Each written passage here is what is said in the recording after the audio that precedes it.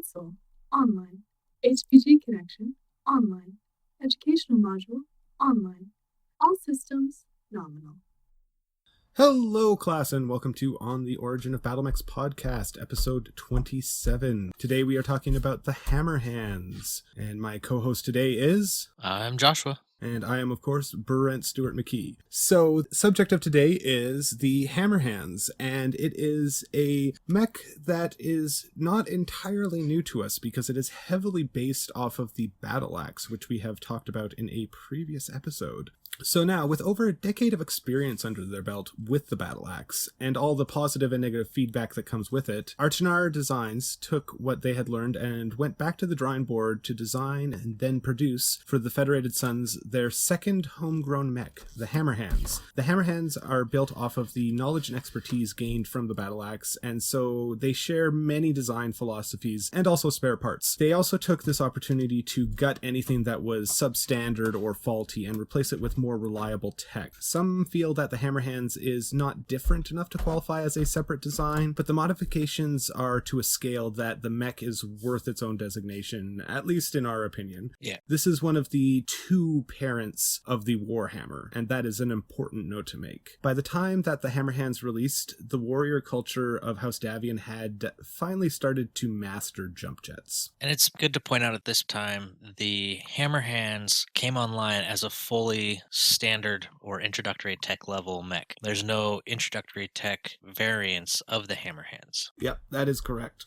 They were able to really just take what they learned from the Battle Axe and run, which helped them a lot with their R&D. That can't be understated. If you can reduce R&D time, it drastically cuts down the production costs on any sort of design. Yeah, and I mean, it is definitely different enough. It's 5 tons heavier than the Battle Axe, clocking it at 75 tons. It's slower. It's got a down-rated fusion power plant, so it tops out at 54 kilometers an hour or a 3.5 movement profile. And then it gets rid of the PPCs entirely and replaces them with autocannons. Mm-hmm. So this is a very different mech in terms of its skeleton and its primary weapons, but it's also very different in its overall design language as well, the shape of the armor and everything. So I think it really does deserve its own classification. Yeah, exactly. No, which is, of course, why we're doing an episode about it. So, it has the design quirks of having barrel fists for the left and right arm, and it has protected actuators. And you can definitely see that in the art, because the Battle Axe had one hand actuator, where the Hammerhands has 0. It just has those big old barrels at the end of its hands. So, they started off with the HMH-3D, and this debuted in 2475, and quickly became the favored mech of the AFFS, and proved itself to be a fearsome contender on the battlefield, easily swatting aside enemy challengers. The Hammerhand was so effective that the Terran hegemony took note and introduced the Warhammer in 2515, which we of course will address in a later episode, leading it to supplant the Hammerhands over time. This was despite the fact that the Hammerhands had an amazing track record against all other mechs except the Warhammer, who would reliably defeat it. The Hammerhands would ultimately be a historical note, but it is credited as one of the parents of the Warhammer, as we discussed, and also planted the seeds of the Davion love affair with autocannons. Yeah. The Hammerhands was featured heavily in FedSun propaganda, and its damage to heat ratio was lauded. Yeah, I mean, the problem with rocking twin AC-10s, because it does have 2 of them, versus twin PPCs on the Warhammer, is tonnage. You get so much more tonnage for the same firepower, or so much more firepower for the tonnage with PPCs over AC-10s, that it frees up a lot of tonnage for other things such as armor and heat sinks, bigger engines. You know, that's really what gives the Warhammer its edge, is it's got a bigger engine, so it goes faster, which makes it more maneuverable on the battlefield. It's got more armor. It really takes what the Hammerhands and the Battle Axe brought to the table and just dials it up to 11. Of course, we're talking about the Warhammer. Yeah, but when you look at it that way, the Warhammer is really a 3rd generation design versus the 1st and 2nd generations that are the Battle Axe and the Hammerhands. Absolutely. And as we've seen with this Hammerhands record, like, it's nothing to balk at. It may not be as fast, but it reliably will shut everything else down, and that is not nothing. Yeah, I mean, the 3D, I don't have a lot of experience with the 3D, I tend to play the later Hammerhands variants that we'll get into. Mm-hmm. But the 3D, it's packing a lot of firepower. Its armor's not great, but it's not terrible. And even though it is slow, this thing is a walking gun battery. Yeah, it just really holds down wherever it's at. So it's got a movement profile of 353, a SRM-6 in the right torso, which you can see over the shoulder, a AC-10 in the right arm, a medium laser in the right arm, an AC-10 in the left arm, and a medium laser in the left arm. So just really throwing lead, and it's got 13 heat sinks. So with an Alpha Strike, you're looking at a total of 16 and then movement. So if you're firing everything, you're going to get a little toasty, but you could easily drop those medium lasers or SRMs to help compensate with that. Yep. For the era, this thing is just loaded to the teeth. Yeah, and it's rocking 4 tons of ammo. If you're playing with precision ammo, it's got room for regular autocannon 10 ammo for when you just want a regular punch, and then plenty of room for alternate ammo types like precision or flak. Mm-hmm. And I don't think the heat's such a huge issue because you're slow, so you're going to be engaging at middle to long ranges with those AC-10s for a while, and then by the time you get up close for your medium lasers and your SRM, you've hopefully spent most of your AC-10 ammo and you're just mopping up the battlefield. Yeah, just picking away at them at range as they charge towards you, and then once they're in your short-range weapon systems, just finishing them off. The biggest drawback on the Hammerhands, and it goes for pretty much all of them, not just the 3D, is how little armor it has on the rear torso. Yeah, it's really susceptible to a light unit just running around back there and getting 1 or 2 good hits. Yeah, I mean, the left and right torsos only have 5 points of armor on the rear, so a single medium laser hit on either of those locations won't damage internal structure, but it will strip away all the armor. Mm-hmm.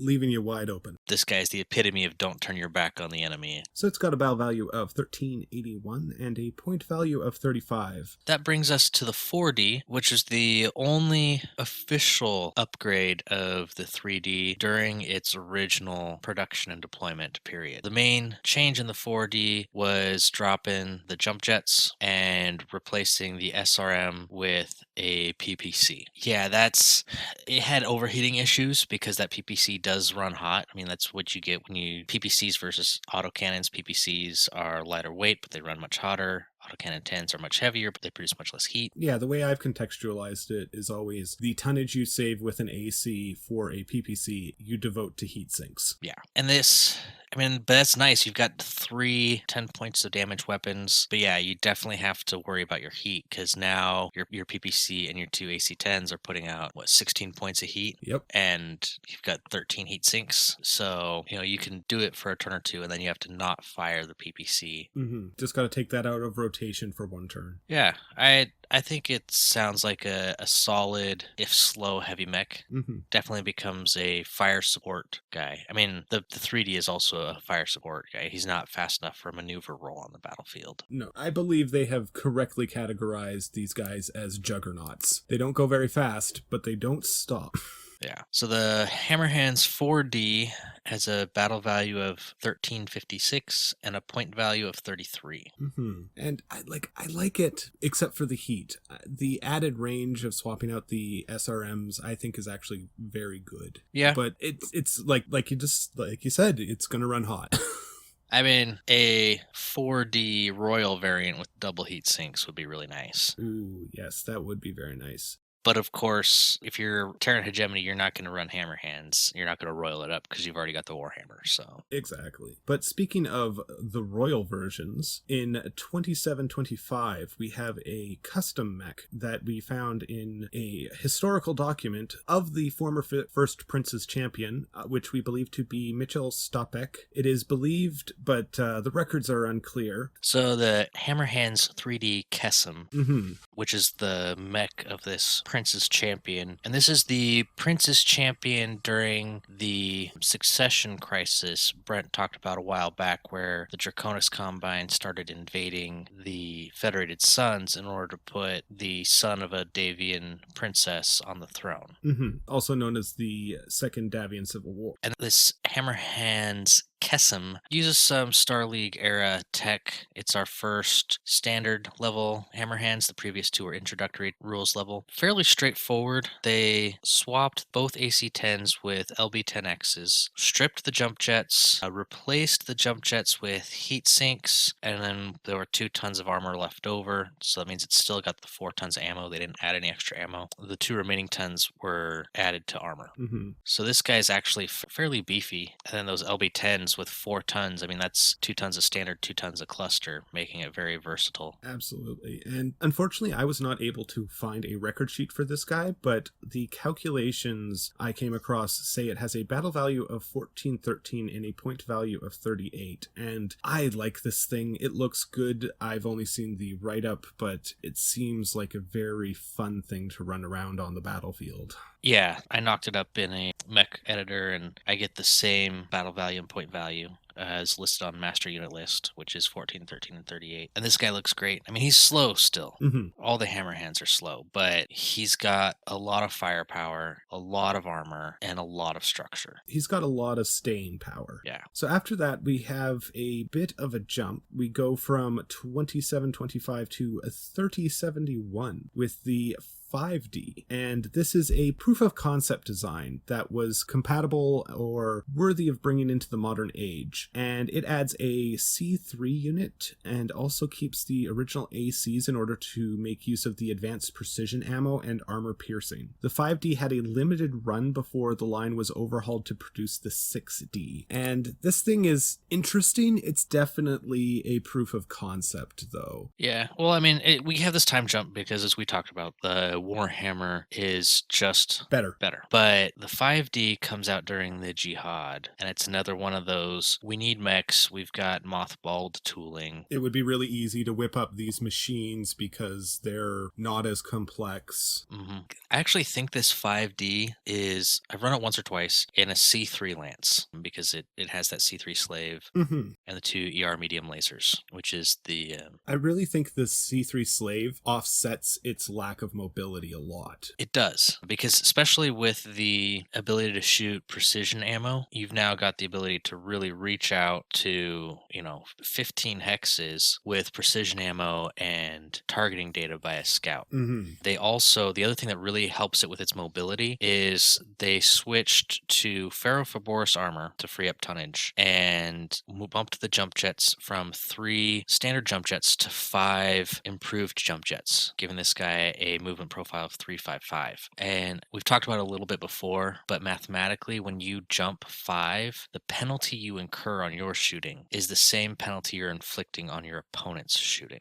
Jumping also lets you ignore all the intervening terrain as long as it's less than level 5 above your starting point, and lets you ignore the cost to change facings. Yeah. So you suddenly go from a mech that struggles to move 5 hexes at a run because he has to have a straight line, no elevation changes, and clear terrain to, as long as there's no level 5, level 6 buildings or terrain between me and where I'm going, I can just go 5 hexes. And it's also got 20 double heat sinks, so it's just got the 10 integrated ones, but bumps them up to doubles, and that allows it to deal with the heat no problem, even if you're jumping. You could just drop one of the ER medium lasers. You're either not in range or you just drop it to manage that heat. Yeah, well, it's also, with improved jump jets, its heat is never greater than that of the original Hammerhands 3D. So with an Alpha Strike, you're talking 16 points of heat.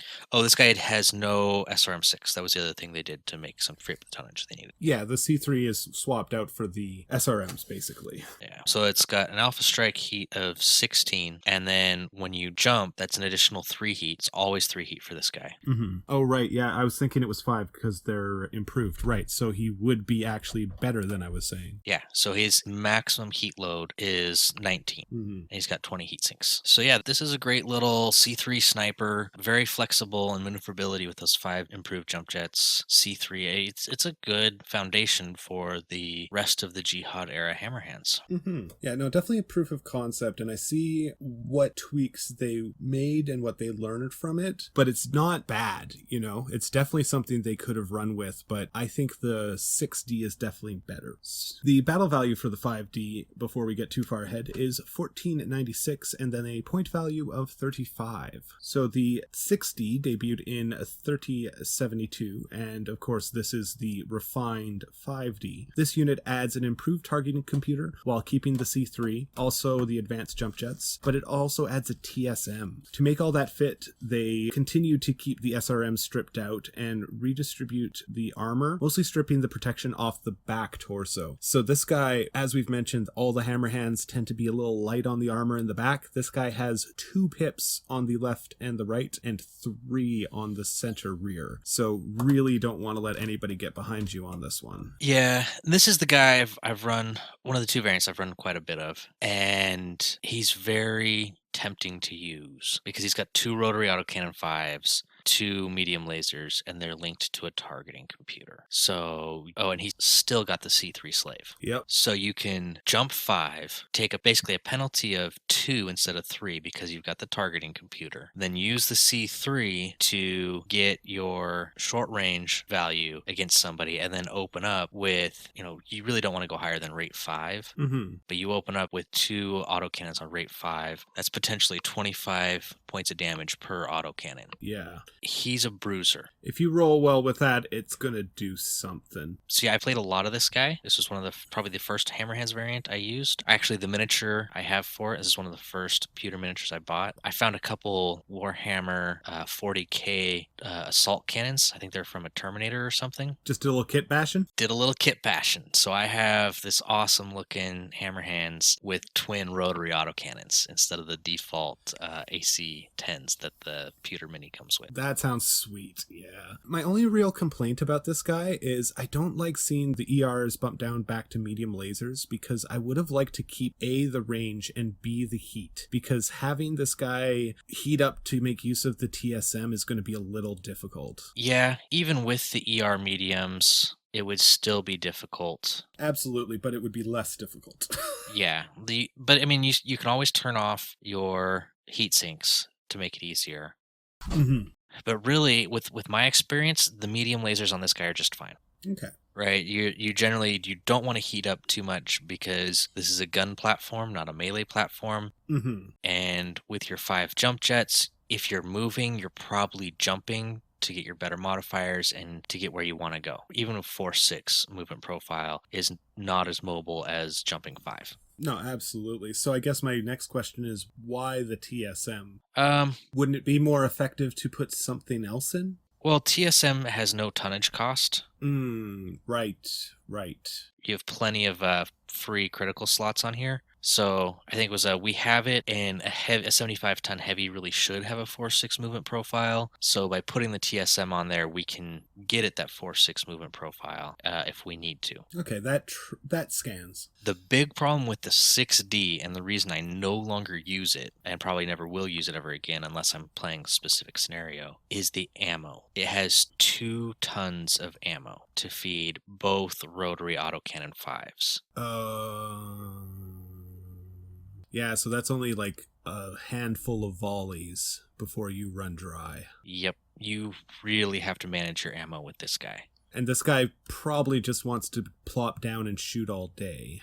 Yes. So before we go on to the 6E, which to me is the ultimate Hammerhands and the one that I run now, battle value for the 6D is 2139. The point value is 42. The Hammerhands 6E. This is one of my favorite heavy mechs on the tabletop. It keeps almost everything the same with the 6D. Still 3.5 movement profile, still has TSM to get up to that 64 kilometers an hour if you get warm. Has the same 2 rotary AC5s, the same 2 medium lasers, but it got rid of the targeting computer. And in the place of the targeting computer, it adds a Guardian ECM and ammo. So I know which one you're happy about.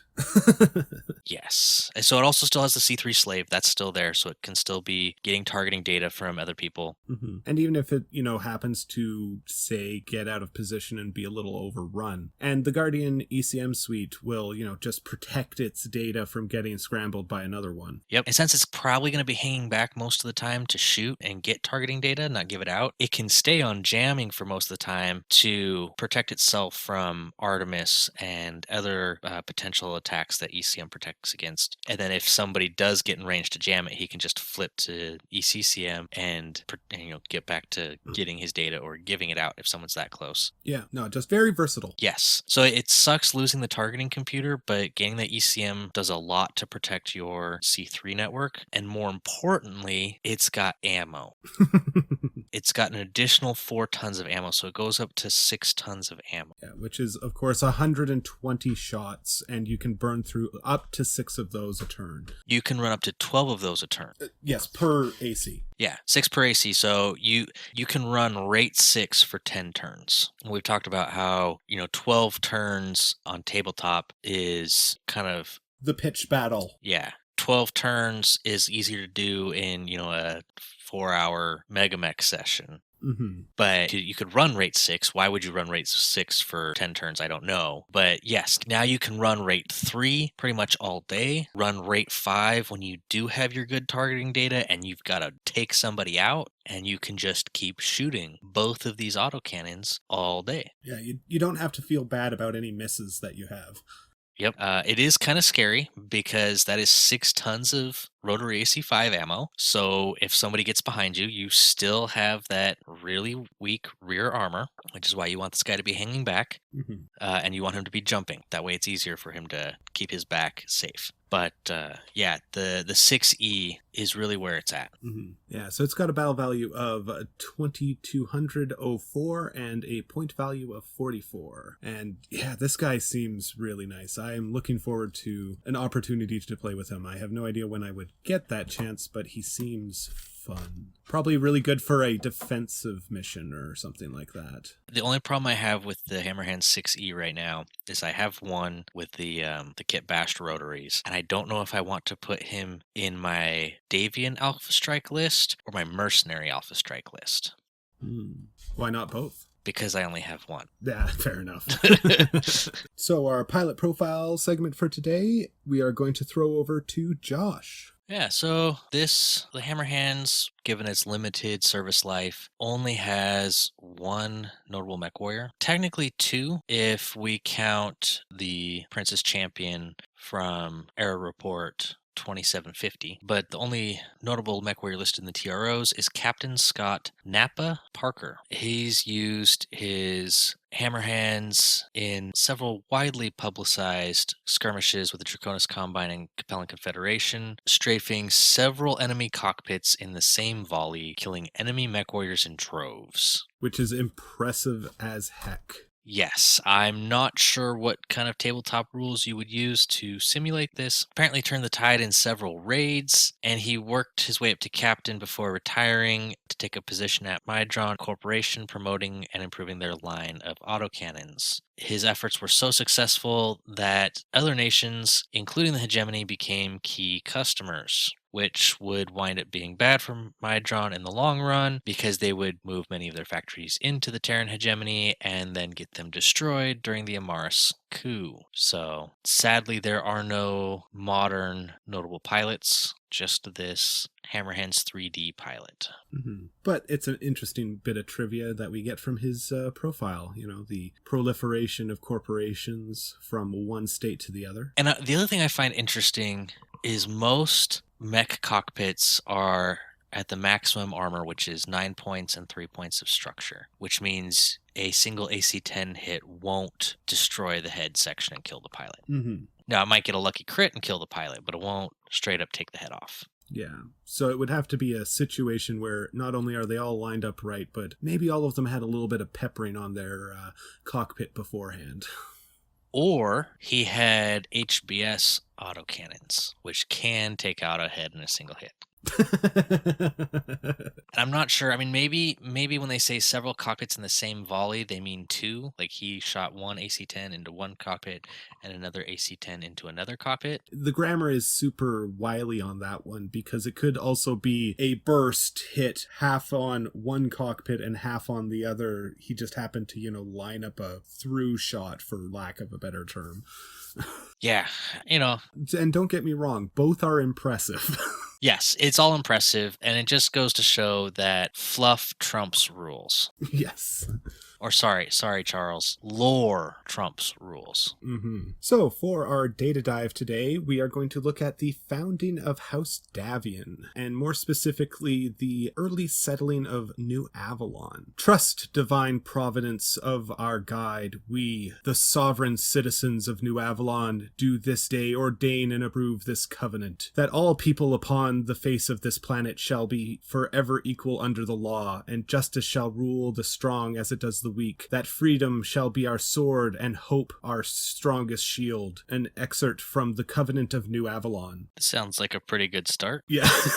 So the reason I am bringing this quote up very early in the beginning is it is, I think, important to understand the cultural character of House Davion is, from its very beginning, does have that religious undercurrent. The providence, the preordained. It's very Arthurian. Absolutely. It's there. It's not the primary flavor, but it's always has that accent into whatever they do. And to remove the religious aspect from House Davion, I feel, is to remove part of the picture of who they are. It is interesting, though, because throughout the books and stuff, while the Davions may mention, the certain priests and beliefs, it's never at the forefront of their identity. That's true. That is absolutely true, which is why I think many people inadvertently overlook how important it is. So, New Avalon was first surveyed in the 23rd century and was quickly picked as a planet for colonization, as it had all the basic resources readily available on the planet, i.e. fresh water, so the colony would not require things like ice ships. The first 3 waves of settlers arrived from 2213 to 2221. The population that would colonize New Avalon would be selected and drawn from the Western European nations, most notably Scotland, Ireland, England, Germany, and the Pan-Scandinavian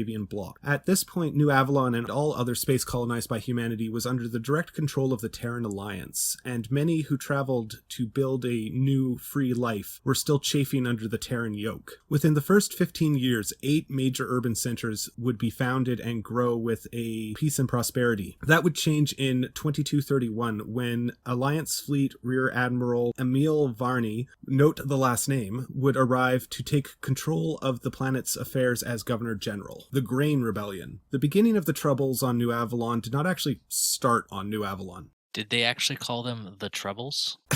They did not call them the Troubles. No. For they started in 2236 with the Outer Reach Rebellion. Terra was, and had been for some time, at the breaking point. It was only able to maintain order with the vast imports it was receiving from its new colonies. When the Outer Reach Rebellion took place and the resource pool was diminished, the Terran Alliance callously mandated that all the other colonies would have to export more to make up the loss. It is disputed if it was malicious, reckless, or simply apathy, as many of the colonies were already stretched to their production limits before the rebellion took place. And when you add in the fact that humanity had no HPG network at this time, the time it would take for communications and logistics to be coordinated, well, you can see why this house of cards was ready to fall. And now we look at New Avalon itself. That year, the harvest had been meager, and they were expecting a harsh winter. This, with the increased quotas, meant that for the colony to survive, they would have to not export anything, missing their government-mandated quotas entirely. The population made the displeasure of this known to the Governor General through protests and civil actions that fell on deaf ears. So wait, go back and clarify that for me.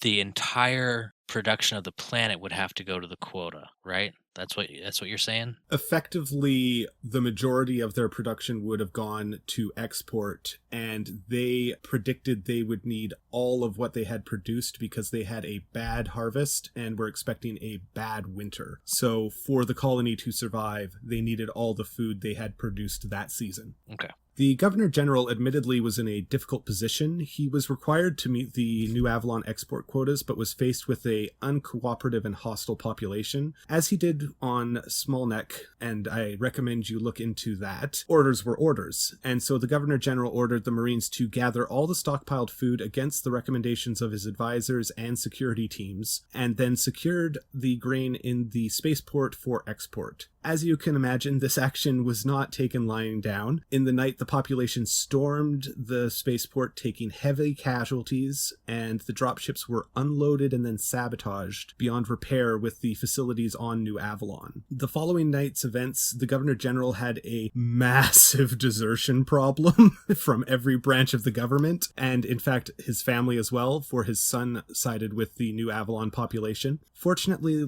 little to no blood was spilled after the first night, as the New Avalon isolationists were happy to starve out the Governor General and his loyalists in the official buildings. Seeing this, the Governor General relented and fled New Avalon with the remaining Terran officials. No action was ever taken against New Avalon, and their succession was simply part of a colonial readjustment. And to this day, the Grain Rebellion is a planetary holiday and celebrated. Well, I mean, shortly after those events would have been when the Terran Alliance basically collapsed in upon itself and declared that line demarcating anything beyond, was it 20 light years? I believe it was 30, one jump. Yeah, either way, it was anything outside of that, which included New Avalon, was no longer a concern of the Terran government. Mm-hmm. Yeah, the Terran government had some issues, which we will of course cover in another episode, but two major parties were the liberals and the expansionists, and the expansionists basically were unseated, and the liberals were like, yeah, we need to make sure everything's not on fire. Y'all have fun. And of course, nature abhors a vacuum. And with the Terran Alliance now taking the isolationist stance and withdrawing its borders to 30 light years around Terra, New Avalon, as with many other planets, braced for a conflict that never arrived, expecting reprisals. What did arrive was a political crisis. Jason Hesk, a military commander who rose to the position more by luck than skill, he took lead to form the new government, and despite showing no real skill or aptitude for statecraft, the system they set up was built on one of lofty ideas and goals, being modeled on a direct democracy where every citizen would vote directly on issues electronically. Discussion of the system aside, this is a model that would not have worked on a developing planet, as it lacked the insufficient infrastructure to work, and also it would have a highly mobile population, which, when you combine those things together, shows that the system would be doomed to fail. Well, and I think it's interesting, this direct democracy thing isn't really something you see in the parent civilizations, and the Davions nowadays are considered to have kind of a French Republic bent rather than a British Empire, and this is... Yeah, they definitely are more republic than they are democracy.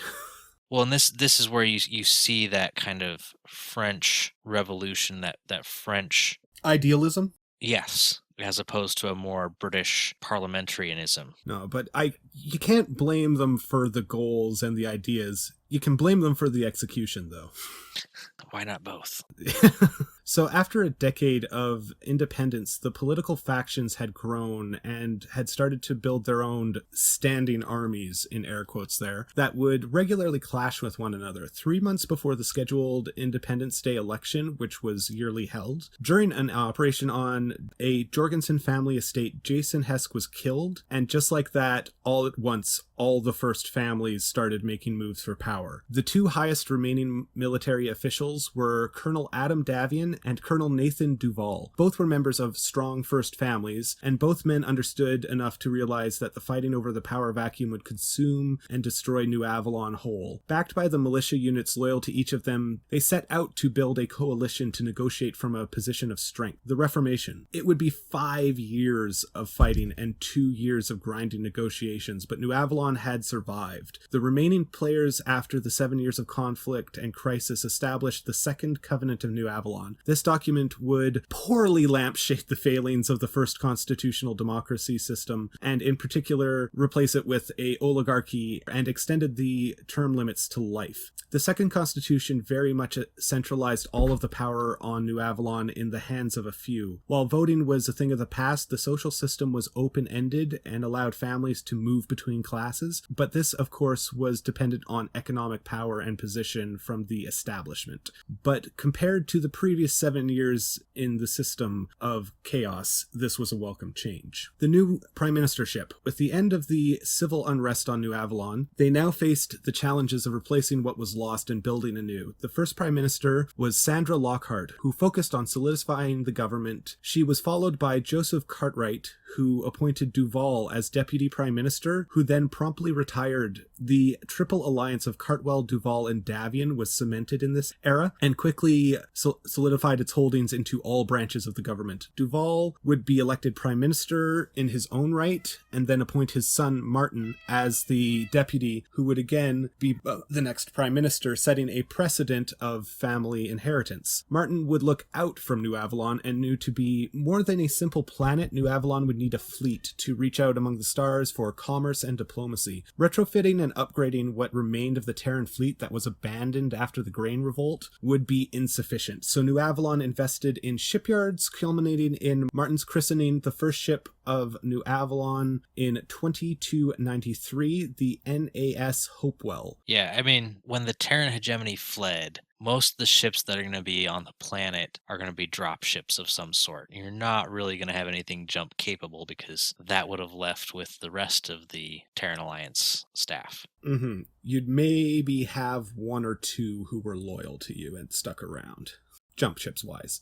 Yeah. When Martin Duval passed during an untimely hunting accident, Lucien Davion was deputy prime minister and was quickly elected. It is important to note that Lucien was Duval's nephew and grandchild of Adam Davion. So not only was he the best candidate for the job, but at the time the Davions were seen as heirs to the Duval political legacy. Lucien would have a firm grip on the levers of power when the exodus of Terra began. The rise of House Davion. The story of House Davion in New Avalon starts when the second son, Robert Davion, took his branch of the family en masse to New Avalon in 2232. Despite the Davion family having a long lineage and strong ties to the Terran government, Robert fell in love with New Avalon and its people, and over time used his position to undermine and siphon resources away from the Terran government to the control of the New Avalon militants. It is believed that he was instrumental in the groundwork for the Grain Revolt and served as a military advisor once all things started to boil over. The understatement of Robert's contributions can be explained by the already established New Avalon community being wary of a Terran defector and wanting to elevate themselves. Despite never being put front and center, he was an active player in politics and married into a wealthy family and laid the groundwork for the founding of a dynastic family. Robert Davion, despite not stepping forward, instead groomed his son Adam, who was shoved into the limelight accidentally. While the fighting that killed Jason Hesk, Robert also fell when he was defending the prime minister. During the civil unrest, the Davions took the stance of neutrality, supplying 3 large factions with materials for assistance and protection. As when things boiled over, they had no real standing force or time and resources to build one. Adam used this breathing room to negotiate an alliance with the Duval faction, who was militarily strong but lacked an industrial base. Once the Davions and Duvals were unified, they began the slow process of bringing all the factions into line and crushing the ones who wouldn't be brought into line in the field. It is an important historical note that Davion's signature, not Duval's, was on the Truce of Loch Rivenval, the truce that officially ended the conflict. Adam would not take a government position, instead acting in the shadows, keeping the coalition of First Families together and unifying the Duvals and Davions by arranging a marriage of Adam's son, Jerome, to Duval's daughter, Jennifer. Jerome, much like Adam, would be a player behind the scenes, and the NAS Hopewell was actually built in a Davion-owned facility. Jerome's son, Lucien, however, was happy to step into the limelight and rise in the ranks of the bureaucracy to the position of deputy prime minister, and then when the prime minister died, he took the mantle. And from there, we will continue the story of House Davion in the next Data Dive segment, covering their rise now that they are in the light. So it sounds like the Davions were kind of the New Avalonian Rockefellers. You're not wrong. I think if you look at history time and time again, you will see that it is not just who is perceived as having the power that is important, but who can supply materials to that person that is important. Yeah. If you supply the weapons and materials, you can also cut them off. Yep. And remember, it's not just about making the trains run on time. It's about making sure that they always run on time. I thought you were going to say it's not just about making sure the trains run on time. It's about making the trains as well. That would also work. I mean, the more you control all of the infrastructure, the more control you have over everything. Our sources for today are Sarna, Battletech Battlemech Manual, Master Unit List, TRO Record Sheets, Succession Wars, Error Report 2750, TRO 3075, Record Sheets 3075, Age of War Unabridged, TRO 3080, Record Sheets 3080, Old is the New Unabridged, and House Davion Sourcebook. We are supported by our Patreons at patreon.com/on the Origin of Battlemechs. Our social media on Twitter is at Origin of Mechs. We also have a dedicated channel on the Everything Battletech Discord. Feel free to stop by and say hi. If you have any questions, requests for topics, or wish to contact us, our email is ontheoriginofbattlemechs@gmail.com. If you enjoy the show, I encourage you to let your friends know about us and to leave a review. Special thanks to my friend Laura for the intro and outro. Class dismissed. Everybody have a great day. Peace out, Mech Warriors. Module complete. System standby. Would you like to load the next module? Not to destroy your momentum, but that was a fantastic segue. Please continue. I actually put a little thought into that one.